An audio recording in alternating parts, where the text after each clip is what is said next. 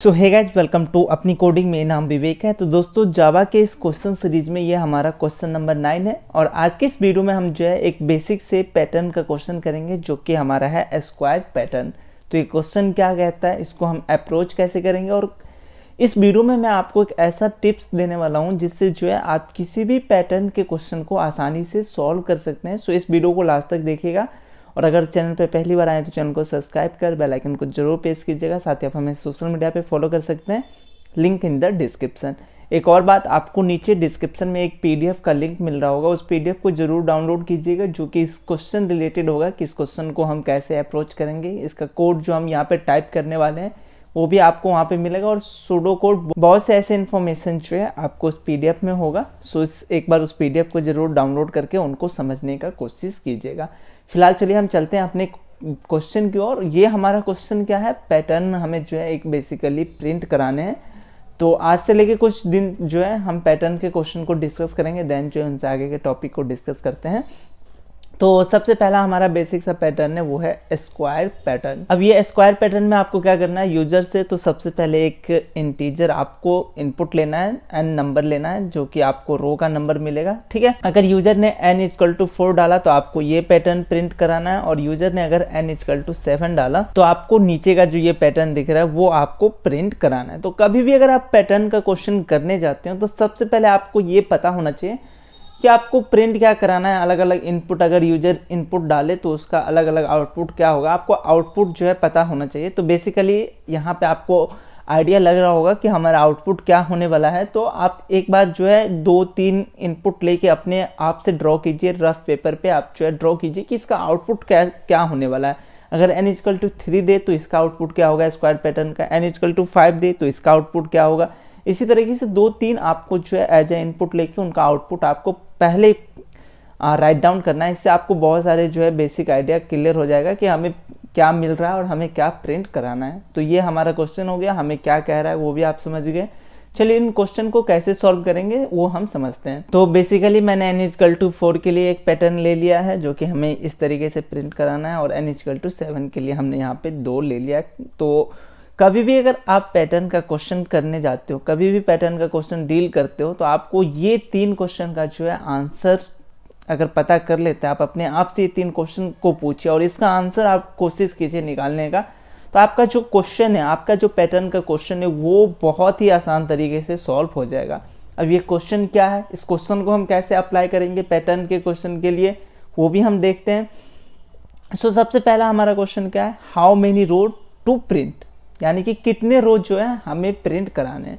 तो अगर यूजर ने n = 4 डाला तो कितने रो है, 1 2 3 4। तो यहाँ अगर यूजर 4 इनपुट डाल रहा है तो उनको कितने रो प्रिंट कराने, 4 रो प्रिंट कराने। ओके, अगर यूजर n = 7 डाल रहा है तो कितने रो है, काउंट करते हैं एक बार हम। यहाँ पे 1 2 3 4 5 6 7। अगर यूजर 7 डाल रहा है तो 7 जो है हमें रो प्रिंट कराने। अगर यूजर यहाँ पे 5 डालता तो 5 प्रिंट कराता, 1 डालता तो 1 रो प्रिंट कराते, 2 इनपुट आता तो 2 रो। इसी तरीके से जो है आपको यहाँ पे पता करना है कितने रो प्रिंट कराने हैं। तो अगर यूजर n डाल रहा है तो हम बेसिकली कह सकते हैं कि n रो हमें प्रिंट कराना है, क्योंकि यहाँ पे n = 4 है तो 4 रो हो गया, यहाँ पे 7 है तो 7 रो हो गया, इस तरीके से 5 होगा तो 5 रो। तो इन टर्म्स अगर हम इनपुट आउटपुट की बात करें इन टर्म्स, तो हम क्या कह देंगे कि हमें क्या प्रिंट कराना है, हमें कितने रो प्रिंट कराने हैं, तो n रो जो है हमें प्रिंट कराने। पहला क्वेश्चन का आंसर हमें मिल गया। और हमें रो, अगर 4 रो है, अगर n = 4 डाला है तो हम रो को कैसे हम प्रिंट कराएंगे, बेसिकली एक वाइल लूप लगाएंगे और 1 से लेके लेस देन या इक्वल टू n तक हम चलाएंगे और उसके अंदर हम अपना रो वाला काम कर सकते हैं। तो ये हमारा रो का जो है एक कंसेप्ट क्लियर हो गया कि हम कैसे करेंगे, एक वाइल लूप के थ्रू इसको हम कर लेंगे। दूसरा क्वेश्चन का आपको आंसर ढूंढना है, how many column in ith रो, मतलब ith रो के लिए कितने कॉलम हैं जो कि आपको यहाँ पे प्रिंट कराने हैं, जो कि आपके आउटपुट में है। तो यहाँ पे एक बार हम चेक कर लेते हैं ith रो के लिए कैसे हम निकालेंगे। सबसे पहले हम फर्स्ट रो के लिए, यानी कि किसी भी एक रो के लिए बात करते हैं। फर्स्ट रो के लिए हम यहाँ पे बात कर लेते हैं, तो हमें कितने कॉलम यहाँ पे दिए गए हैं। तो आप यहाँ पे अगर कॉलम की बात करेंगे तो 1 2 3 और 4, टोटल 4 कॉलम दिया है हमारे फर्स्ट रो के लिए, 4 कॉलम। इसी तरीके से सेकेंड रो के लिए अगर हम यहाँ पे निकालें कितने कॉलम हमें दिए गए हैं, तो 1 2 3 4 कॉलम जो है हमें दिए गए हैं। इसी तरीके से अगर थर्ड रो के लिए अगर आप निकालते हैं तो क्या होगा 1 2 3 4 4 जो है हमें कॉलम देना है। इसी तरीके से फोर्थ रो के लिए अगर आप यहाँ पे निकालने जाते हो तो कितने कॉलम प्रिंट कराने हैं, 4 कॉलम प्रिंट कराने। ये n=4 के लिए हमने डिस्कस करा। चलिए n=7 के लिए हम देख लेते हैं कि हमें फर्स्ट रो में कितने कॉलम प्रिंट कराने हैं। तो यहाँ पे अगर आप चेक करेंगे तो आपको 7 कॉलम जो है, सॉरी यहाँ पे 7 कॉलम हमें प्रिंट कराने हैं। सेकेंड रो के लिए भी हमें 7 कॉलम प्रिंट कराने हैं, थर्ड के लिए भी, फोर्थ के लिए। इस तरीके से हम कह सकते हैं ith रो के लिए हमें कितने कॉलम प्रिंट कराने हैं, 7 कॉलम प्रिंट कराने हैं n=7 के लिए। और ये 7 हमारा क्या है, यहाँ पे अगर हम 7 वाले पैटर्न को देख रहे हैं तो हमें पता चल रहा है कि हमें 7 कॉलम प्रिंट कराने हैं। अगर हम 4 वाले पैटर्न को देख रहे हैं तो हमें पता चल रहा है कि हमें 4 ही कॉलम प्रिंट कराने हैं। तो ये n क्या है हमारा, सॉरी ये 4 हमारा क्या है, 4 7, ये हमारा n का वैल्यू है। तो हम क्या कह सकते हैं कि ith रो के लिए हमें कितने कॉलम प्रिंट कराने हैं, n कॉलम प्रिंट कराने हैं। तो इसके लिए भी हमारा आंसर यहाँ पे निकल गया, n निकल गया। तो ये 2 क्वेश्चन का आंसर हमें मिल गया कि हमें कितने नंबर रो जो है प्रिंट कराने हैं। तो वो n रो था, हमने देख लिया था। उसके बाद हमने ये चेक करा कि ith रो के लिए हमारा नंबर कितने हैं, सॉरी नंबर ऑफ कॉलम कितने हैं। तो हमने ये भी चेक कर लिया कि हमें 4 कॉलम जो है प्रिंट कराने हैं। अब एक चीज़ आपको मैं बताऊं कि आप ये फर्स्ट रो की बात करते हैं, यहाँ पे हमारे पास जो है ये फर्स्ट रो हम यहाँ पे बात कर लेते हैं। चलिए एक बार हम इसको इरेज कर लेते हैं। तो हम यहाँ पे फर्स्ट रो की बात करते हैं। अगर मैं आपको कहूँ कि ये अगर आपको फर्स्ट रो का एलिमेंट प्रिंट कराना है तो आप क्या करेंगे, वाइल लूप के थ्रू जो है आसानी से यहाँ पे प्रिंट करा सकते हैं। तो एक वाइल लूप जो है हमारा रो का काम करेगा, जिसमें हम जो है रो को लेके आएंगे, first row, second row, third row और फोर्थ रो। तो एक वाइल लूप हमारे रो के लिए हो जाएगा। अब फर्स्ट रो में हमें कितने कॉलम प्रिंट कराने हैं, यहाँ पे दूसरे नंबर क्वेश्चन का आंसर आपको ढूंढना है। फर्स्ट रो में आपको कितने कॉलम थे, तो 4 कॉलम, 4 क्या है हमारा n है। तो यहाँ पे एक और वाइल लूप आ जाएगा जो कि हमारा कहाँ तक चलेगा, i लेस देन या इक्वल टू n तक जो है चलेगा। तो यहाँ पे हमें पता चल गया कि कितने हमें लूप चलाने हैं, 2 लूप चलाने हैं। एक तो हमें रो को प्रिंट कराने के लिए कि फर्स्ट रो प्रिंट हो जाए, सेकेंड रो प्रिंट हो जाए, थर्ड रो प्रिंट हो जाए, फोर्थ रो प्रिंट हो जाए। और दूसरा जो हमारा वाइल लूप होगा वो फर्स्ट रो के कॉलम के लिए होगा, फर्स्ट रो के फर्स्ट कॉलम के लिए यहाँ पे प्रिंट हो जाए, फर्स्ट रो सेकेंड कॉलम के लिए प्रिंट हो जाए, फर्स्ट रो थर्ड कॉलम के लिए प्रिंट हो जाए, फर्स्ट रो फोर्थ कॉलम के लिए प्रिंट हो जाए। यहाँ पे फिफ्थ कॉलम नहीं आएगा क्योंकि n=4 दिया है, तो फिफ्थ यहाँ पे नहीं आएगा। तो ये समझ गए कि हमें कितने लूप लगेगा, 2 लूप का काम है हमारे इस क्वेश्चन में। तीसरे क्वेश्चन का जो आंसर है वो आपको क्या ढूंढना है, व्हाट टू प्रिंट, यानी कि आपको प्रिंट क्या कराना है। तो पैटर्न के क्वेश्चन में आपको ये 3 क्वेश्चन का आंसर ढूंढना है।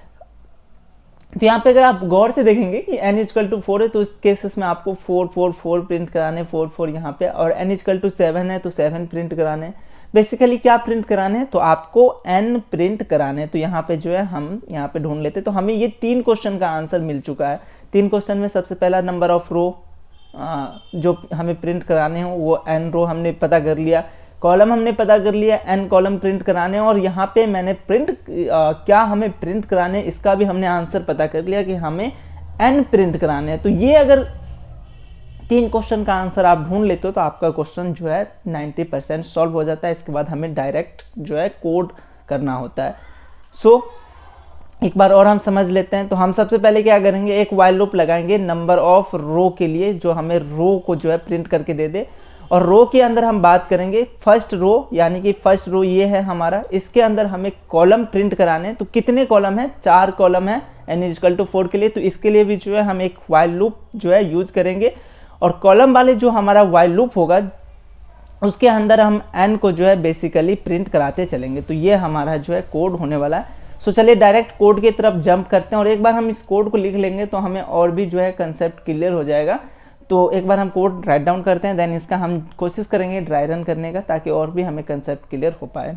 हमने लास्ट क्लास में क्या करा था, क्वेश्चन नंबर 8 के नाम से एक क्लास क्रिएट करा था। यहाँ से आके हम आज जो है मेरा क्वेश्चन नंबर 9 है। बेसिकली क्वेश्चन नंबर 9 के नाम से एक क्लास क्रिएट कर लेते हैं और इसको हम इनबिल्ड कराना चाहते हैं। इसको सेलेक्ट करके फिनिश पे क्लिक करेंगे तो ये हमारा आ चुका है, क्लास क्रिएट हो चुका है क्वेश्चन नंबर 9 के नाम से।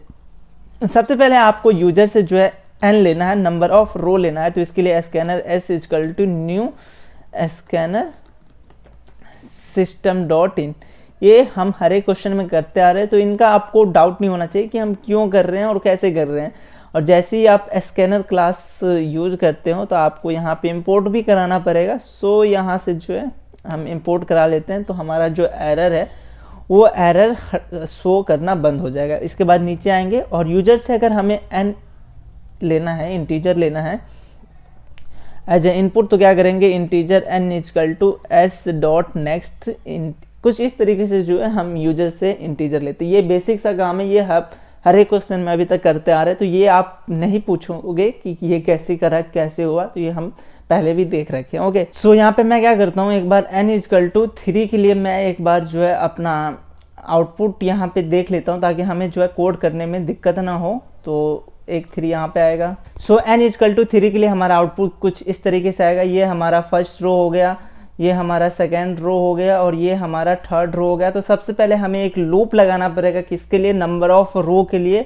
तो ये हम कैसे करेंगे, चलिए वो हम देखते हैं। सबसे पहले हम लूप लगाएंगे और यहाँ पे हम जो है व्हाइल लूप यूज करने वाले हैं। तो सबसे पहले हमें वैल्यू को इनिशियलाइज करना पड़ेगा 1 से, जो कि हम i इक्वल टू 1 कर देते हैं। दैट मीन्स यहाँ पे i हमारा क्या करेगा, i करंट रो का काम कर रहा है। यहाँ पे ये चीज़ आप कंफ्यूज कभी मत होएगा। तो i को जो है हम रो लेके चल रहे हैं और यहाँ पे एक व्हाइल लूप हम लगा देंगे, जिसमें हमारा i less than equal to कहाँ तक जाएगा। देखिए यहाँ पे फर्स्ट रो है, तो ये रो कहाँ तक जा रहा है, n तक। तो less than equal to n तक जो है हमारा ये व्हाइल लूप चलने वाला है। और इसके अंदर जो है हम क्या करेंगे, i को हम इंक्रीमेंट कर देते हैं। एक अगर लूप लगाते हो तो आप कुछ इस तरीके से जो है लूप लगाते हो, तो i equal to i plus 1 से जो है हम इंक्रीमेंट कर दिए। अब हमारा first row, second row, third row हमें ये मिल गया, रो मिल गया। अब हमें क्या करना है, नेक्स्ट काम है, फर्स्ट रो के लिए हमें कॉलम यहाँ पे प्रिंट कराने हैं। तो फर्स्ट रो में कितने कॉलम है, ये हमारा first column, second column, third column, यानी कि n कॉलम जो है हमें दिया है। तो ये फर्स्ट रो के अंदर जो है हमें कॉलम प्रिंट कराने, यानी कि इसी व्हाइल लूप के अंदर एक हमें आउटर व्हाइल लूप और लगाना पड़ेगा, जो कि हमें कॉलम का काम करेंगे।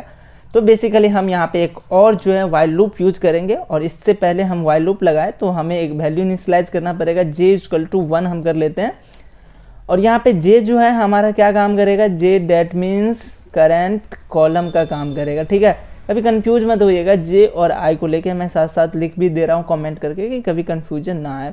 यहाँ पे व्हाइल लूप लगाएंगे और j जो है हमारा लेस देन इक्वल टू कहाँ तक काम करेगा, n तक जो है हमें ये j काम करके दे देगा। और j को जो है हम इंक्रीमेंट कर देंगे, किससे, j प्लस 1 से जो है हम इंक्रीमेंट कर दिए।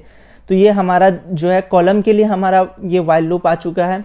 पहला जो हमारा व्हाइल लूप है वो रो के लिए था, और ये जो दूसरा हमारा, सॉरी, ये वाला जो है वो हमारे कॉलम के लिए व्हाइल लूप आ चुका है। अब हम क्या कर रहे हैं, कॉलम के अंदर अगर आप यहाँ पे चेक कर पा रहे हो, तो ये अगर फर्स्ट कॉलम है तो यहाँ पे क्या प्रिंट हो रहा है, फर्स्ट रो के फर्स्ट कॉलम, यानी कि इस जगह पे क्या प्रिंट हो रहा है, n प्रिंट हो रहा है। फिर फर्स्ट रो के सेकेंड कॉलम, यानी कि j का वैल्यू अगर 2 हो तो वहाँ पे क्या प्रिंट हो रहा है, 3 प्रिंट हो रहा है। तो बेसिकली हमें प्रिंट क्या हो रहा है, n हो रहा है। तो हम बेसिकली यहाँ पे इस वाले व्हाइल लूप के अंदर हम प्रिंट करा लेंगे system sy dot system dot out dot print ln, और इसके अंदर हम जो है n प्रिंट करा लेंगे। क्या ये प्रोग्राम अभी ओके है? नहीं, यहाँ पे एक चीज़ और हमें ध्यान देना पड़ेगा, जो हमने प्रिंट कराया है वो ln नहीं आएगा। ln क्यों नहीं आएगा, जरा एक बार सोचिए। अगर हम यहाँ पे 3 प्रिंट करा लिए, मान के चलिए आपका j का वैल्यू 1 है, हम प्रिंट करा के 3 जैसे ही ln देते हैं तो 3 के डायरेक्ट बाद जो है ये नेक्स्ट लाइन पे यहाँ पे आ जाएगा, जिससे हमें एक इंटर मिल जाएगा। हमें इंटर नहीं करना है। अगर ln आप यूज करते हो तो 3 इस तरीके से एक लाइन में आपको प्रिंट होगा, जो कि आपको नहीं यूज करना है। तो बेसिकली हम यहाँ पे ln यूज नहीं करने वाले हैं, और यहाँ पे हमने जो है j को j प्लस 1 से इनिशियलाइज कर रखा है। एक चीज और है कि यहाँ पे i equal to i plus 1 आपने जहाँ डाला है, उससे पहले आपको एक चीज और करना पड़ेगा, system dot out dot print ln, यानी कि एक इंटर आपको लगाना पड़ेगा। अब ये क्यों लगाना पड़ेगा, एक बार ये थोड़ा सा वीडियो को पॉज करके सोचिएगा। चलिए मैं आपको बताता हूँ कि ये क्यों हमें यहाँ पे ln यूज करना पड़ रहा है। अब यहाँ पे सबसे पहले हम i इक्वल टू 1, पहले वाले हम पहले लूप से स्टार्ट करते हैं। i इक्वल टू हमारे पास 1 है, तो i जो है हमारे पास फिलहाल क्या है, 1 है। अब यहाँ पे j भी हमारे पास क्या है, j का वैल्यू, सॉरी हम यहाँ पे लिख लेते हैं, ओके माय बैड, j का वैल्यू 1 है। इस लूप में आएगा, यहाँ चेक करेगा j less than equal to n, हाँ है, तो यहाँ पे प्रिंट करा देगा n यानी कि क्या है हमारे पास 3, इसने प्रिंट करा दिया। अब फिर इन्होंने क्या करा, j को जो है इंक्रीमेंट करा j प्लस 1 से। अब हमारे पास j का वैल्यू 1 से हट के क्या आ गया, 2 आ गया है। फिर से इस वाइल लूप पे आएगा, चेक करेगा J less than equal to N, हाँ है। फिर से आप 3 को जो है प्रिंट करा दीजिए, इसके जस्ट सामने 3 यहाँ पे प्रिंट करा के एक अपने आप में जे इंक्रीमेंट हो गया, ये 2 से जो है क्या हो जाएगा, यहाँ पे 3 हो जाएगा। 3 लेस देन इक्वल टू 3, हाँ है। तो यहाँ पे फिर अगेन आप एन को प्रिंट कराइए, यानी कि 3 को प्रिंट कराइए। फिर से J equal to J plus 1, यहाँ पे जे प्लस 1 हुआ, यानी कि जे अब क्या हो चुका है, 4 हो चुका है। अब यहाँ पे आके चेक करेगा जे जो है less than equal to N है, 4 लेस देन इक्वल टू 3 है, नहीं है, कंडीशन फॉल्स हुआ।